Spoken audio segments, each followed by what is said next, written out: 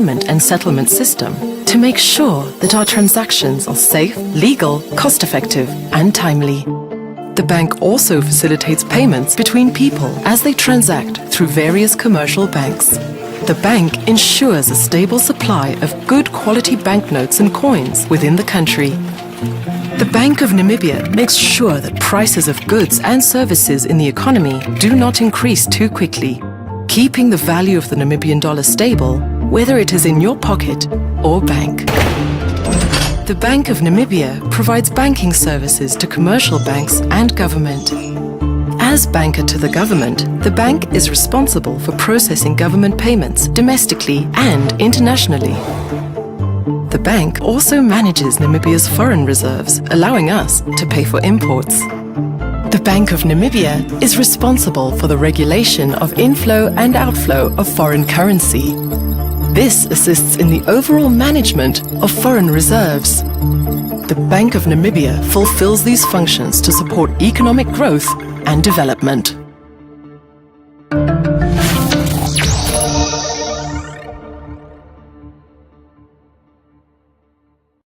What does the Bank of Namibia do for you and Namibia? Also known as the Central Bank of Namibia, the bank makes sure that banking and financial institutions under its supervision are safe, sound, and able to withstand any shocks. One of the ways the bank does this is by supervising commercial banks. The Bank of Namibia monitors the national payment and settlement system to make sure that our transactions are safe, legal, cost-effective, and timely.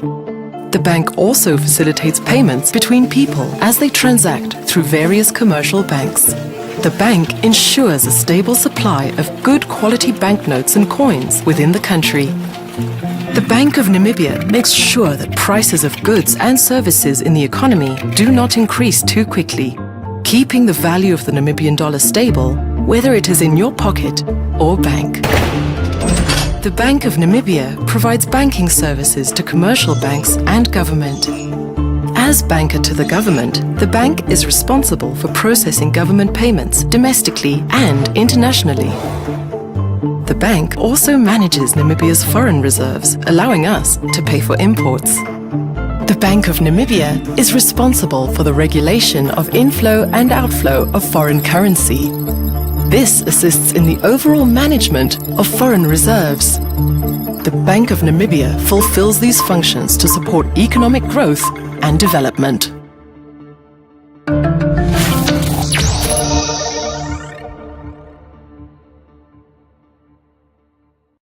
What does the Bank of Namibia do for you and Namibia? Also known as the Central Bank of Namibia, the bank makes sure that banking and financial institutions under its supervision are safe, sound, and able to withstand any shocks. One of the ways the bank does this is by supervising commercial banks. The Bank of Namibia monitors the national payment and settlement system to make sure that our transactions are safe, legal, cost-effective, and timely. The bank also facilitates payments between people as they transact through various commercial banks. The bank ensures a stable supply of good quality banknotes and coins within the country. The Bank of Namibia makes sure that prices of goods and services in the economy do not increase too quickly, keeping the value of the Namibian dollar stable, whether it is in your pocket or bank. The Bank of Namibia provides banking services to commercial banks and government. As banker to the government, the bank is responsible for processing government payments domestically and internationally. The bank also manages Namibia's foreign reserves, allowing us to pay for imports. The Bank of Namibia is responsible for the regulation of inflow and outflow of foreign currency. This assists in the overall management of foreign reserves. The Bank of Namibia fulfills these functions to support economic growth and development.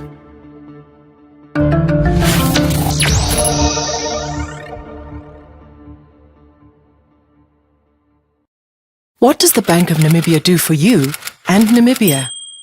Also known as the Central Bank of Namibia, the bank makes sure that banking and financial institutions under its supervision are safe, sound, and able to withstand any shocks. One of the ways the bank does this is by supervising commercial banks. The Bank of Namibia monitors the national payment and settlement system to make sure that our transactions are safe, legal, cost-effective, and timely. The bank also facilitates payments between people as they transact through various commercial banks. The bank ensures a stable supply of good quality banknotes and coins within the country. The Bank of Namibia makes sure that prices of goods and services in the economy do not increase too quickly, keeping the value of the Namibian dollar stable, whether it is in your pocket or bank. The Bank of Namibia provides banking services to commercial banks and government. As banker to the government, the bank is responsible for processing government payments domestically and internationally. The bank also manages Namibia's foreign reserves, allowing us to pay for imports. The Bank of Namibia is responsible for the regulation of inflow and outflow of foreign currency. We're going to start now. No, there's no one else coming. There's no one else coming. We're about to start. No, I was just asking.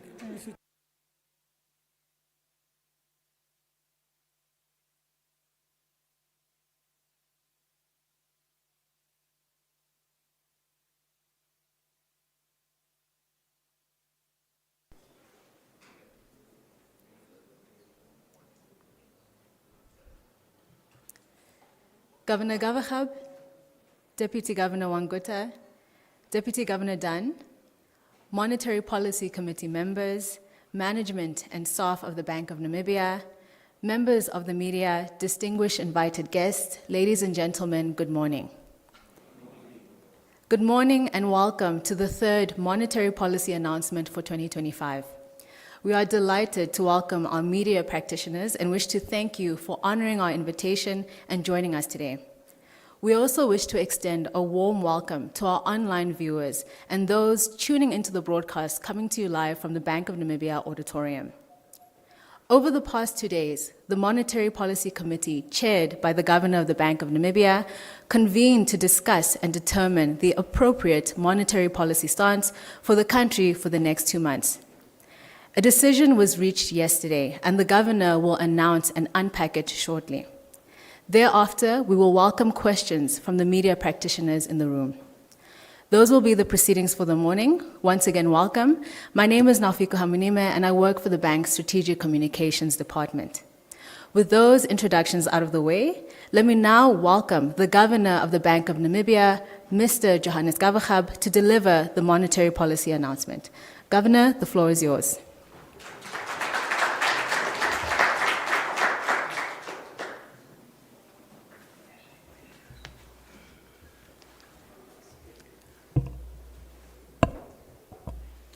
Members of the Monetary Policy Committee, Naufiko, media, colleagues, good morning. On the 16th and 17th of June 2025, the MPC of the Bank of Namibia held its third bi-monthly meeting of the year to decide on the appropriate monetary policy stance for the next 2 months. To continue safeguarding the peg between the Namibia dollar and the South African rand, while supporting the domestic economy, the MPC unanimously decided to keep the repo rate unchanged at 6.75%. This decision followed a comprehensive review of current and projected domestic, regional, and global economic developments. Let's consider recent domestic economic developments that inform this decision. Domestic economic activity expanded year to date, although at a slower pace relative to the same period a year ago. Domestic inflation is well contained. Annual growth in private sector credit extension continued with an uptick trend, but remains still subdued. The merchandise trade deficit improved somewhat but remained high, while the stock of international reserves continued to be sufficient to maintain the currency peg and meet the country's international financial obligations. Domestic economic activity expanded during the first 4 months of 2025, albeit at a slower pace compared to the corresponding period in 2024. This expansion was primarily sustained by the mining, tourism, wholesale and retail trade, transport, and communication sectors. Meanwhile, the construction and agricultural sectors, as well as the diamond mining subsector, remained weak.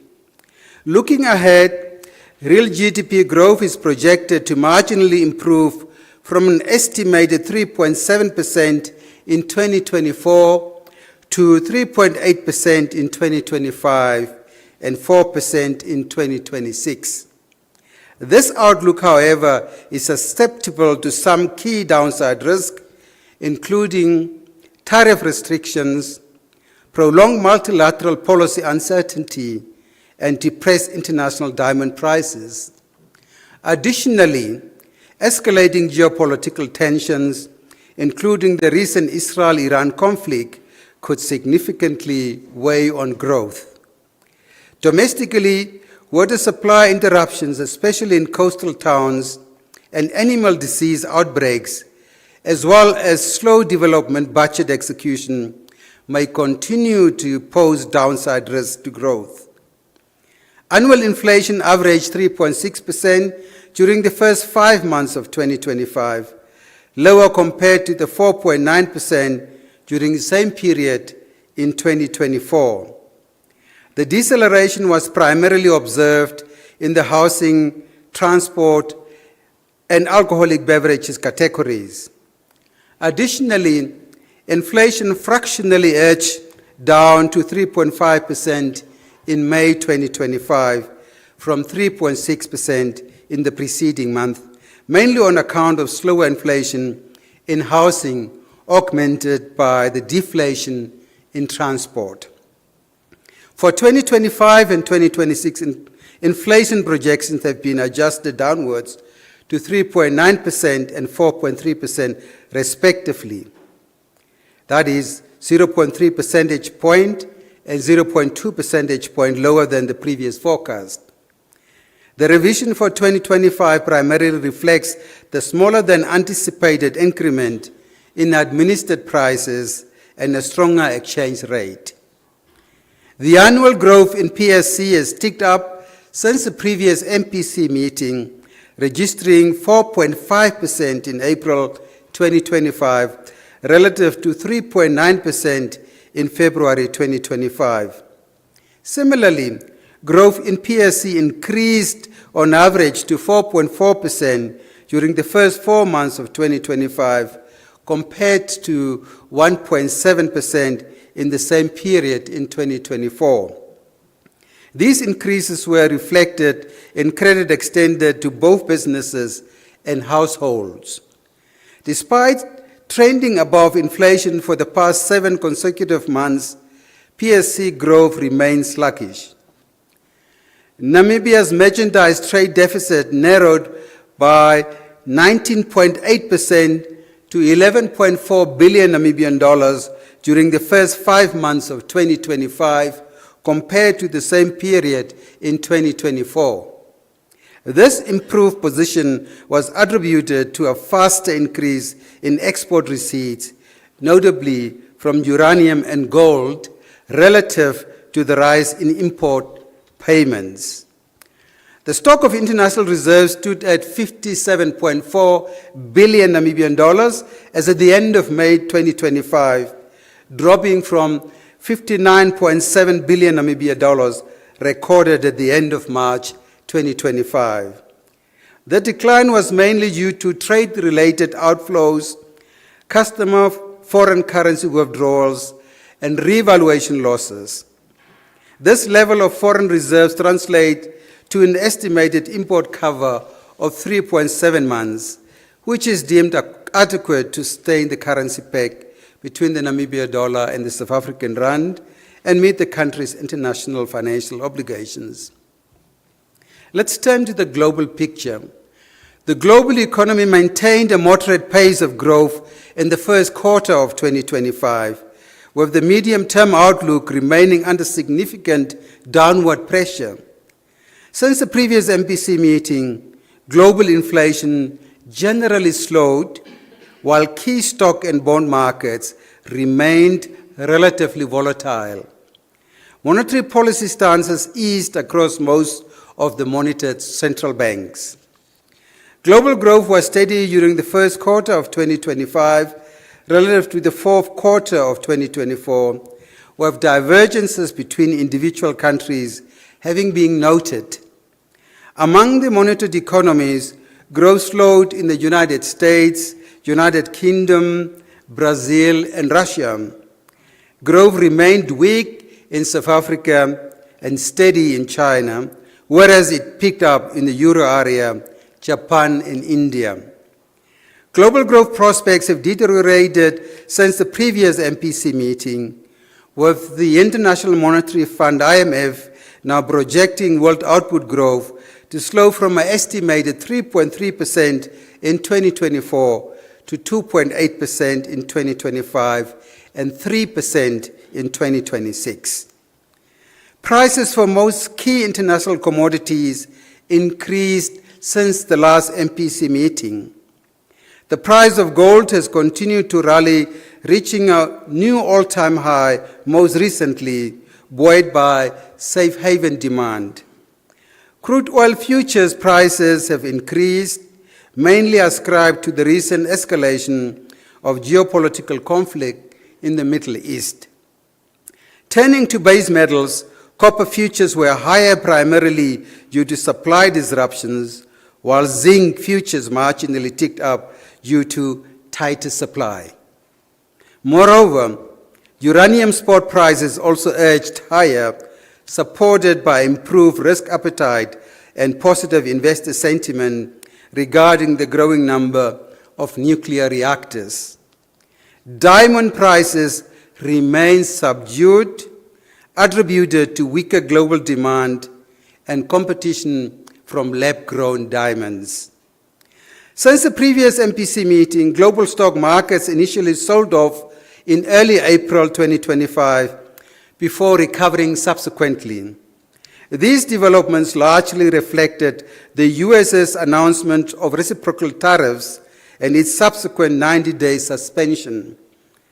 Pivoting to key bond markets, yields mostly fluctuated sideways, but have returned to levels observed at the previous MPC meeting, although with a downward bias in the case of South Africa. Global inflation has generally receded since the April MPC meeting, despite some cost pressures from rising tariffs. Among the monitored advanced economies, inflation moderated in the Euro area and Japan, edged up in the United Kingdom, and remained stable in the United States. Furthermore, inflation slowed in most of the key emerging market and developing economies. Meanwhile, deflationary pressures persisted in China. Going forward, the IMF projects global inflation to decline from 5.7% in 2024 to 4.3% in 2025 and 3.6% in 2026. Inflation is now projected to come down at a slower pace than previously anticipated, mainly due to the potential impact of trade tariffs and the ongoing conflict in the Middle East. Since the last MPC meeting, most of the monitored central banks have reduced their policy rates, marking a deviation from the previously unchanged monetary policy stances. In the key advanced economies, the Bank of England and the European Central Bank reduced rates, while the US Federal Reserve and the Bank of Japan maintained rates steady. Among the emerging markets and developing economies, most central banks lowered their policy rates, except the Bank of Brazil, which continued to tighten. So given this background, what's the monetary policy stance that's appropriate for the next 2 months? Against this background, the MPC decided unanimously to keep the repo rate unchanged at 6.75%, a full percentage point decrease compared to a year ago. Commercial banks are accordingly expected to maintain their prime lending rates at 10.5%. This policy stance will continue safeguarding the one-to-one link between the Namibia dollar and the South African rand while supporting domestic economic activity. While the MPC has decided to maintain the repo rate at its current level, it has been discussed and observed that within the countries of the Common Monetary Area, the CMA, the long-standing practice has been that the prime rate does not exceed 3.5 percentage points above the repo rate, only with the exception of Namibia, that has maintained margins of 3.75 percentage points. In this regard, the MPC is urging the commercial banks to heed the call of the bank to start aligning their margins above the repo rate to the levels of other CMA countries. This move will address this anomaly and in time provide relief to consumers. Given the adjustment that is required on the operating models, the commercial banks will be given a specified time frame to align accordingly. In considering the appropriate policy stance, the MPC was wary of the prevailing uncertainty from fundamental global economic and trade policy shifts. Furthermore, the escalating Middle East conflict and its potential ramifications for global inflation and growth could not be overlooked. It was evident that these evolving developments were gradually working to suppress the monetary policy space that would have otherwise been directed to support economic activity. This stance is also a step towards reducing the interest rate differential between Namibia and South Africa in the interest of orderly capital flows. Thank you for your attention. Thank you for listening. We are happy to take questions. Thank you, Governor. Thank you. We will now open the floor for questions from the media practitioners in the room. If you have a question, there are microphones on either side of the room. Please remember to state your name and also the organization that you represent before you ask your question. So are there any questions?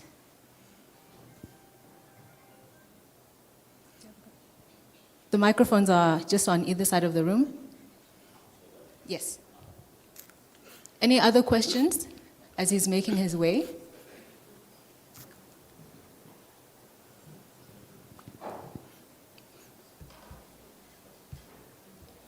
Thank you. Thank you for the opportunity. My name is Kevin. I'm a producer at Desert FM, as well as a journalist at the Namibian newspaper. Looking at inflation, Honorable Governor, how concerned are you, especially looking at the proposal by the CEO of Windhoek to hike electricity tariffs by 4%? We understand that residents of Katutura have written a letter objecting to this, the city, but the impact of that most importantly on business. Thank you. Thank you. Any other questions?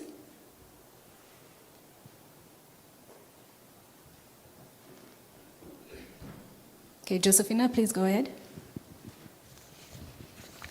Thank you. Good morning, Governor. We've received 2 questions on our online platforms.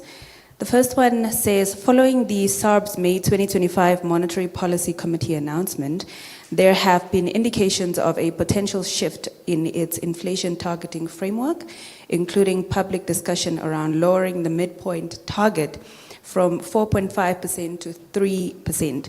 What implications might this have for inflation dynamics and monetary policy in Namibia? The second question, Governor, in light of growing concerns about Namibia's rising public debt, highlighted by recent remarks from the Fitch Rating Agency and commentary regarding weaker bond market performance, how does the bank assess the government's ability to finance its borrowing plan? Those are the 2 questions. Thank you. Thank you, Josephina. I believe we can take those questions. Thank you very much. So I'll take the first one around inflation, all three, and I'll ask DG Wanguta to talk a little bit about inflation is generally coming down, as we've discussed last time, and you see in the statement. So inflation is well contained. That's what we are saying. Big risk currently is what's happening in the Middle East. If something happens, and what we have seen is oil prices jump, and that will directly impact inflation in our country, and we'll have to see how that passes through so that we can take the appropriate monetary action. The big issue is while inflation is coming down, the price level remains. So that's a big issue. DG Wanguta, you may wish to respond to that. So let's talk about the inflation targeting in South Africa. The South African Reserve Bank governor announced that they are considering to change the inflation target in South Africa. The inflation target of 3 to 6% that they have got in South Africa remains relatively high, according to the governor in South Africa, compared to the peers. Most of the peers to South Africa, inflation is around 3%, and they have got the 3.6% target. He feels that this imposes unnecessary cost on households, on firms, and on the South African economy. The South African Reserve Bank engaged the different stakeholders, including Treasury, and they are currently considering changing that. So, in anticipation of that, we have run a simulation in Namibia to see what's the impact of that if they change the target to 3%. How would that impact some key macroeconomic indicators in Namibia? We have got a whole study, and the study will be finalized within the next few weeks, but some preliminary indicators are the following. For 2026 and 2027, we are forecasting economic growth for Namibia as 4% for 26 and 4.3% for 2027.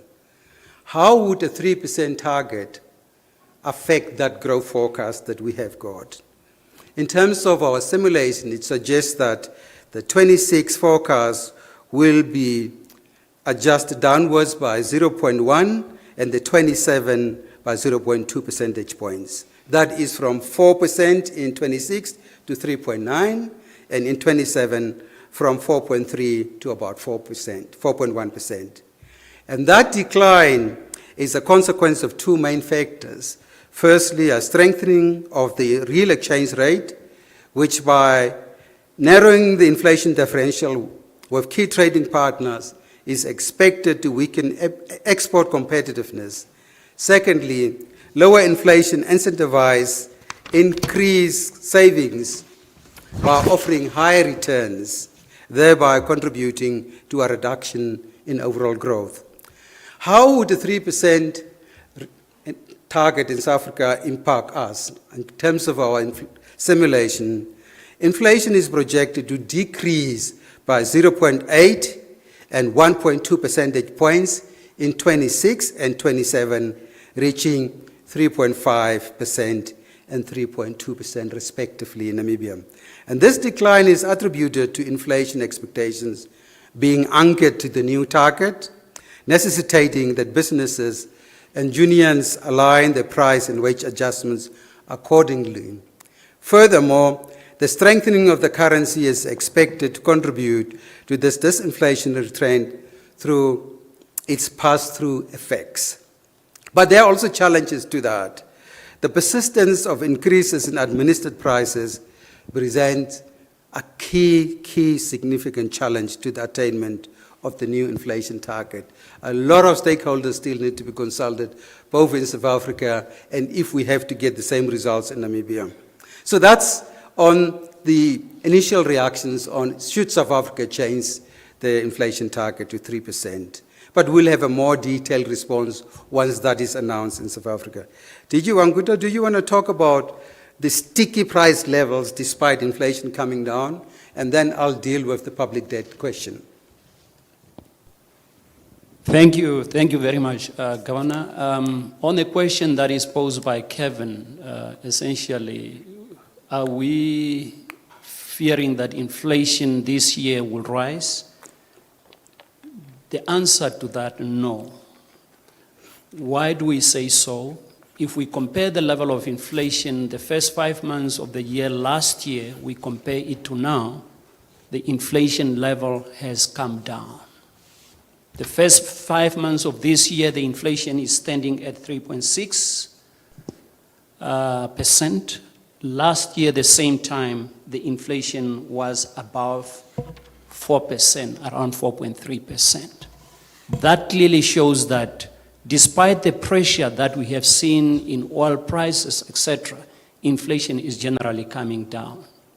What are we projecting for this year towards the end of this year? On average, 3.9. So that clearly says that the inflation is well contained, the inflation is well anchored, despite some increases in administered prices that are also factored in the projection that we have. So essentially, we do not really see that inflation is going to be a threat. Thank you. Right, Kevin, I hope that makes sense. So even if you look at the projections for 26 and 27, inflation seems to be well contained unless there are other shocks that's going to come through. Right, on the public debt question, as a central bank, we are the banker to the government, and we are tasked with executing the borrowing plan of our government. So, and we know that the domestic borrowing requirement has increased substantially in the current fiscal year on the back of large repayments of existing debt. Domestic borrowing requirements have increased from about 15 billion Namibian dollars to 20 billion Namibian dollars. These repayments include 2 local bonds, foreign loan repayments, and the euro bond that everyone knows about, which amounts to 750 million US dollars. On this euro bond, we know that the government has set up a sinking fund. We have diligently built up this to a current balance of 468 million US dollars, with the commitment to transfer another 3 billion Namibian dollars before the bond matures in October 2025, which could take the sinking fund balance to roughly 630 million US dollars. The timing of the transfers will consider the seasonality component of revenue and the timing of large outflows, such as maturing debt and coupon payments. I want to make use of this opportunity to emphasize that the bulk of the increase in issuance that we see is not on the back of a significantly larger budget deficit, but rather to cater for the repayment of existing debt. Debt transparency is a public good, and what we do as a central bank is to engage the necessary investors, and so far we've successfully executed on the borrowing plan and what we plan to raise.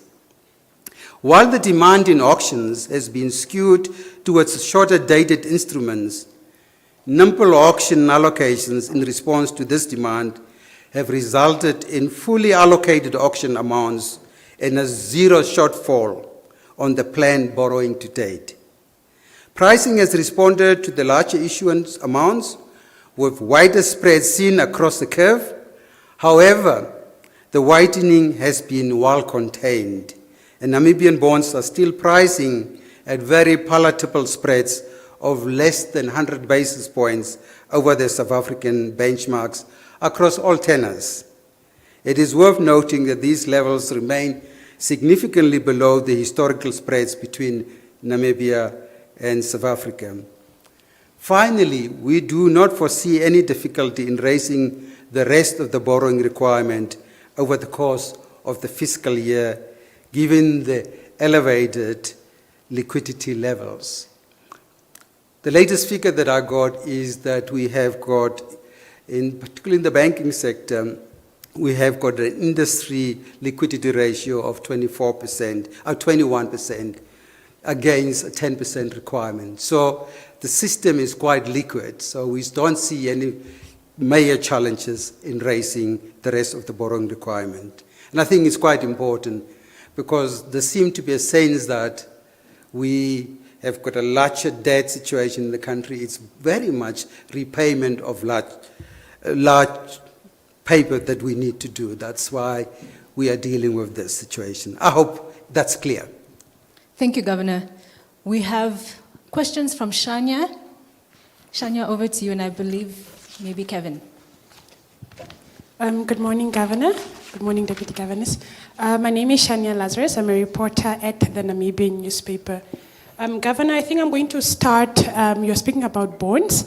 I know that last year we were quite excited when the Bank of Namibia mentioned that they're going to be introducing retail bonds. So we are not really hearing much about that anymore. So maybe you can just give us an update as to how far are we in terms of retail bonds.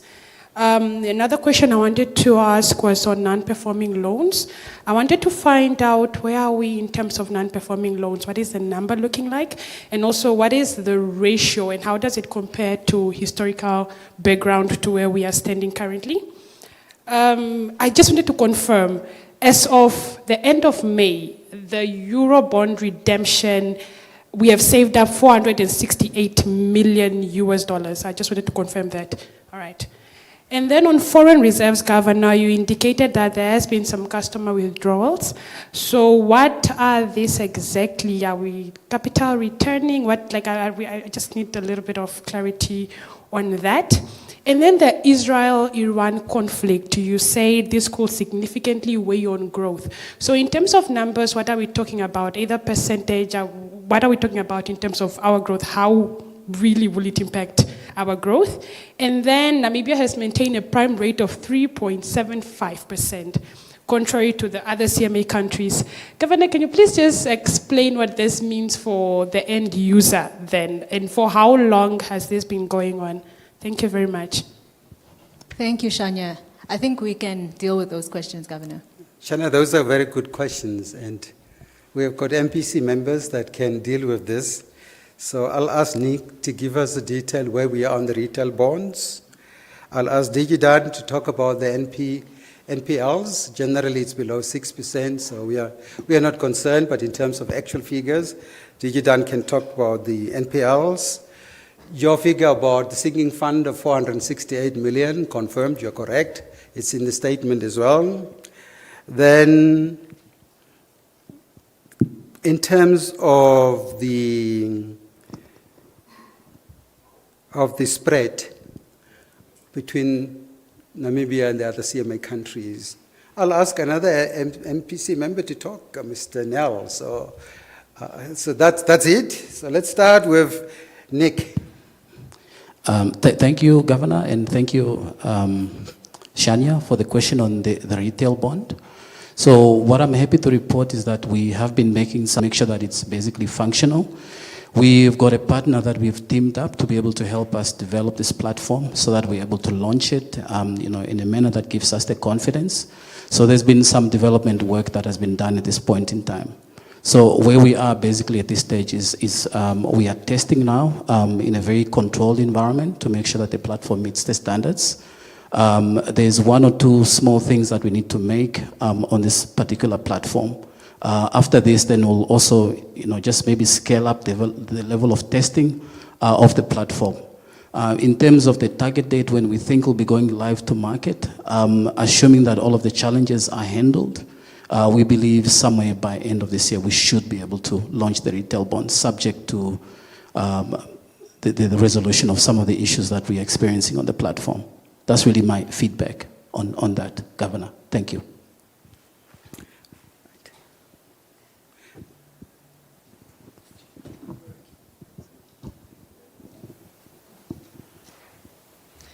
Thank you very much, Shania, for the question around the NPLs. We are indeed trending below the 6% regulatory threshold for NPLs. We're currently standing on 5.4%, and I confirm what Governor just guided on, that we are not concerned at this point in time, but ready to further unpack for you per institution should you require that. Thank you. Did you want Guta, do you want to talk to the margin and what it means for the consumers? Oh, no, sorry, that's Remo, right? My apologies. Thank you, Governor.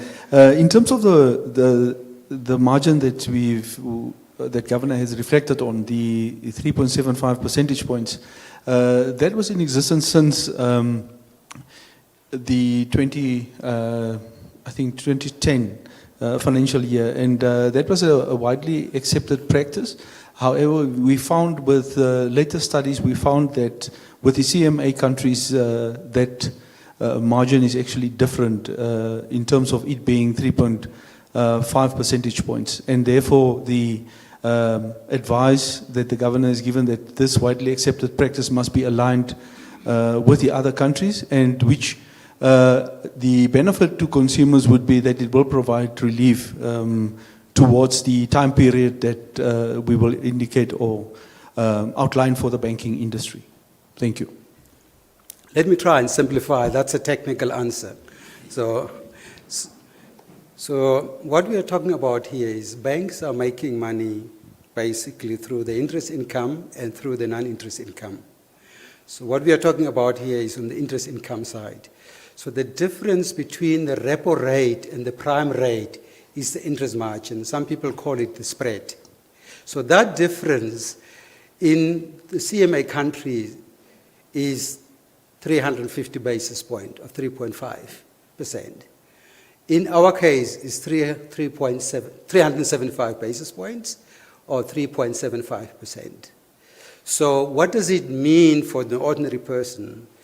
We called in the banks. Early this year, I called in all the managing directors of the banks and said, can we not align, because your parent companies are also operating in other CMA countries, and that difference is 3.5. Ours is 3.75. If you can reduce that to 3.5, Namibian consumers can save another 25 basis points. So very similar to you reduce interest a policy rate by 25 basis points. If they reduce that, a lot of Namibians that have got loans with Namibian banks could benefit. So that's probably the simple answer, but he gave us the technical explanation. So what we said in terms of foreign reserves came down from 59 to 57 billion. That's what we said, right? And largely the outflows are due to trade related. We need to pay for trade. We need to pay for imports and CFC accounts. That's what we are saying in the statement. But if you want to come back, you can come back. In terms of the impact of the current situation on growth in Namibia, at the last MPC meeting we said global uncertainties actually is creating big challenges for us at this point. And now we added to that a conflict between Israel and Iran, and it's weighing heavily on economies, not only on the Namibian economy. How this tension will be resolved will have definitely an impact on our inflation, interest rates. It will have impact on growth. Shani, I cannot tell you exactly. The big question, a big imponderable is how long will it last? Are we going to take about weeks? Are we talking about months? Are we talking about like the other conflict that we have that's running now for 3 years? We don't know how long it lasts, so we cannot actually tell you now this is exact impact on the growth in the country. What we know is that the longer it takes, the more uncertainty we have got, the more the impact probably going to be on growth that we have got. There will be more significant price effects, particularly if Iran closes the critical Strait of Hormuz. Given all the oil and gas, liquefied gas that go through that strait, that's going to be quite challenging. So we are monitoring the situation, but we can't give you an exact number in terms of effect on growth or inflation at this stage, unless you tell us how long it's going to last. Thank you, Governor. We have 3 final questions. We'll start with the gentleman on the other side of the room. Then we'll move to Hetha from One Africa, and Shania has a concluding question. Please, sir, go ahead. All right, thank you. My first one is just perhaps on the Deputy Governor on. Oh, my name is Nina Meno. I'm a student of economics, so I'm just going to ask a lot of student-related questions. It's just on your, you said you have already projected the annual inflation, and Kevin indicated that the cost of electricity is going to go up, which is going to affect the production. We expect the price of oil to go up, and still we are keeping the projected inflation rate at the same level. Yeah, as a student, I'm just saying, yeah, I somehow, maybe we should look at that or perhaps start to factoring in that. That's the first one. Then, related now to the private sector, 20% liquidity within the banking late governor, but we still, when you come to lending, it's not happening. Perhaps if you can just tell us why the banks are holding a lot of money and private sector credit extension is not moving at the pace we're supposed to be moving. If you can just perhaps give us a picture on why that is happening. And given now, if you look at how much we are going to borrow as a government and the crowding out effect, how are we balancing that? Are we not expecting so much money just to move to government instead of the private sector? Because it has been quite sluggish, but government, almost every week we are borrowing. Are we perhaps looking at the crowding out effect in this regard and how you are handling that? And maybe also just to give clarity, because now you have indicated that we are also going to use gold as part of our reserves. Looking at the PEG arrangement, how does that factor in? Because you are expected to have foreign reserve. I don't know if the arrangement mentioned commodity to be part of that. How is that happening? And lastly, we are expecting a large amount of outflow in October in terms of repayment. And looking at our export, we usually export more of diamonds. So how are we going to fill that gap in terms of foreign reserves? And did South Africa consulted us on the anchoring, or we just have to follow through? Thank you. Very good morning, or is it afternoon, Governor? I'm Hertai Kanjo from One Africa Television. Adding on to what Erastus just asked about adding gold to the reserve, I want to find out, or probably the governor can give clarity on this. We don't have a gold refinery in the country yet. How is the bank planning to do that? And my other question is also looking at the diamond sector. It is currently performing not so well, and it is one of the country's backbones when it comes to the sectors that are performing well and contributing to the country's economic growth. Tell us, how important is it for us to actually diversify our sectors in the country in order for us to just, keep moving at the rate that we are?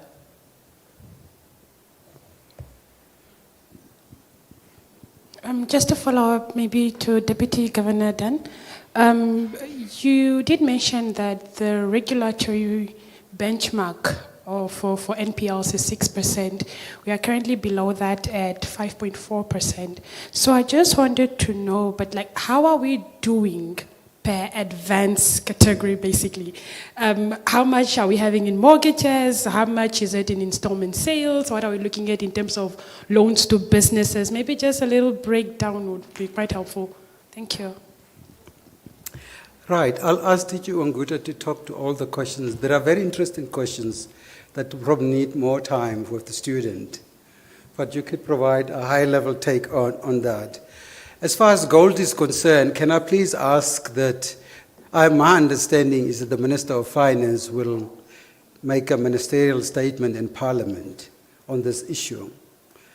So let's wait until then, and thereafter we can give you all the detail you require.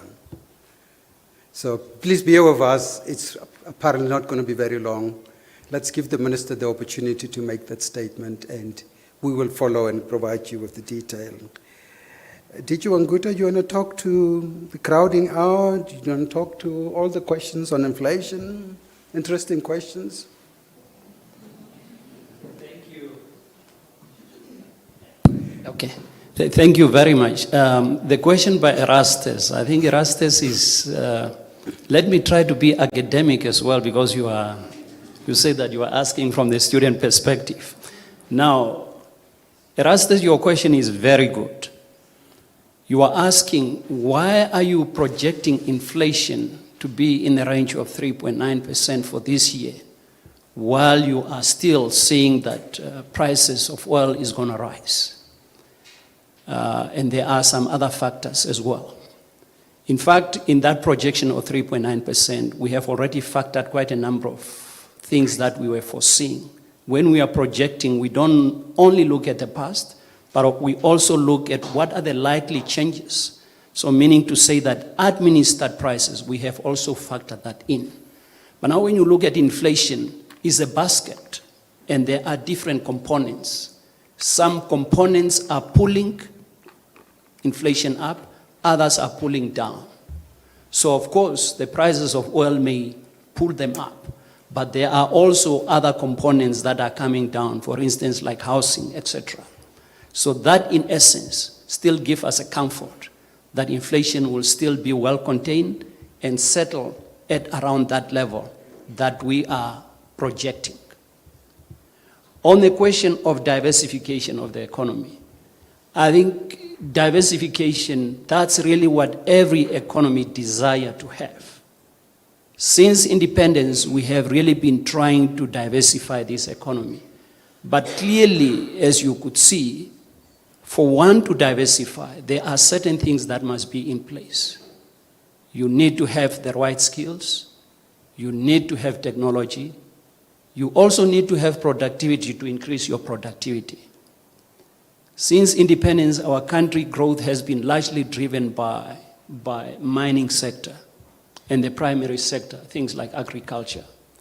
So that's really where we are standing. But we have also made some progress in areas like services, for instance, like tourism, in wholesale and retail. You could clearly see that the weight of contribution to GDP, it lies more on the tertiary compared to primary. At independence in early 90s, that was not the case. The weight of primary industry was much higher than the weight of the tertiary sector, where you will find services. Although diversification is not at the level where we are supposed to be, of course, at least significant progress has been made in that respect. In terms of the issue of gold acquisition, we do not have a refinery here for gold. So how do we intend to acquire this? It's true, the kind of gold that we want to acquire is the one that we can use as part of reserves. We don't just simply take the gold out of the mine and then it qualifies to be part of reserves. It will not. The gold that qualifies to be part of reserves must be refined at 99.9%. So it must have that level of purity. For us to be able to get that level of purity, we need to take it to the refinery. Do we have the refinery in the country? No. We need to take it somewhere. Do all countries that keep gold as part of their reserve have got refineries? No. Where do they do it? They do it exactly where it must be refined. So it's only few countries in the world where there is a refinery. And that's exactly we will do like others have done. And in fact, that question possibly is also hinting to the fact to say that the issue of gold, why are you doing it? We can give you that confirmation that if you look at the trend of gold acquisition, of gold holding, over the last 3 years, it has increased quite dramatically. So that is the trend that we are seeing, and we see gold as a way of preserving your sovereignty as a country as well. A lot of currency that we are using for trade are currency for other countries that are convertible currency. But when you have got gold, at least it's the reserves that belongs to everyone. And each country can claim ownership on that gold. Thank you. I think let's leave the questions on gold. All those questions are contained in the ministerial statement. Let's give the minister opportunity to provide the detail. It's not that we don't have the detail, but it's just appropriate that it's a prerogative of the minister so that the lawmakers can also be fully informed about that. It will be said if they read it in the newspapers and they are not properly informed. So it's not that we don't want to share. Let's just go through the normal procedures and we can give you all the answers around gold that you have. On the loan book, half of our loan book, it's known, it's mortgages, Shania. And if I'm not mistaken, is it 18 or 28% is agriculture? But Digidan, you probably have got the detail. So if you need a breakdown of the entire loan book in the country. Yeah, so the numbers that I can remember is really half of the loan book is mortgages. 18 or 28% is agricultural sector, and the rest are all the other small sectors that we have got. So those two sectors account for about 70-75% of the total loan book. But we can provide that. Have we covered the ground? I believe there are two more questions, Governor. The first one is with regards to the South African inflation targeting regime changing. Was the bank consulted with regards to this? And the second question that still needs to be addressed is with regard to the crowding out effect from government. Right, so the crowding out, did you, Anguta, have you dealt with that? So I don't know. So in terms of consultation, so the central bank governors meet every 3 months in the CMA. So we've been informed that South Africa is considering changing its inflation target. They have introduced it in 2000. And since then, there's no changes. And they see that there's a big gap between South Africa and its peers. A country like Chile has got 3% target. South Africa still has got 3.6. And there's unnecessary cost on households, firms, and the economy in South Africa. They think if they reduce the target, it's going to be good over the medium to long term for growth in South Africa. They think they're going to save quite a lot of money in public debt that they're holding. In fact, the simulation they ran said that they will save about 870 billion rand in government debt over the 10 years. But we have been informed. Did you? Just a quick one with regard to the crowding out effect. Of course, I think people can easily start interpreting when government spending is going up and government is borrowing, there is a crowding out effect. It's not as easy as that to conclude at that level. One have really also to look at the capacity of your financial system, to what extent they are able to accommodate this demand, both from government and from the private sector. Again, as we have said, in terms of the bonds and the treasury bills that have been issued since the beginning of this year, the market is able to accommodate that fully. Does that crowd out private sector? The answer is no. Why are we saying that? Because if you look at the balances of the commercial bank, they are still liquid. There is still huge liquidity in the commercial banks at their disposal. That level of liquidity can still be fully utilized by the private sector. So we have not yet seen the level of crowding out effect. Thank you. Thank you very much. Can we please give the Governor, Deputy Governors, and MPC members a big round of applause? Thank you, Nafiko. With that, we have now come to the end of our proceedings for the morning. On behalf of all of us at the Bank of Namibia, allow me once again to thank you for participating in this morning's discussion. For those of us in the room, let us continue the conversation and the discussions in the foyer outside. Until next time, thank you and goodbye.